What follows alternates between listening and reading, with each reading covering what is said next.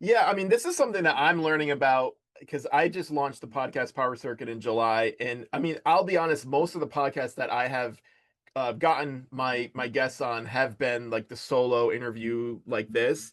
And so I'm still trying to learn about, other formats. Like obviously some might be more of like a panel discussion or, you have, I mean, you have a lot of other types of shows that maybe don't necessarily accept guests.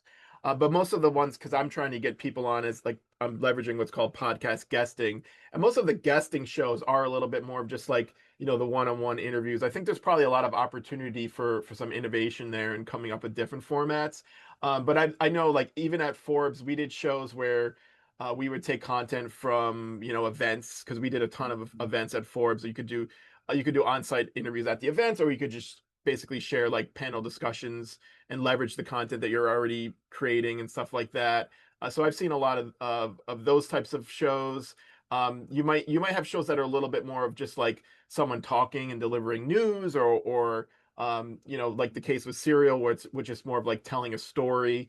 So yeah, I mean, it's something I'm learning about, but for the most part, my experience when it comes to like getting people on shows, because it's just like that guest interview, it's been the one-on-one sort of sit down interview, but allows people to get personal and in depth about like their story and everything, their messaging and whatnot.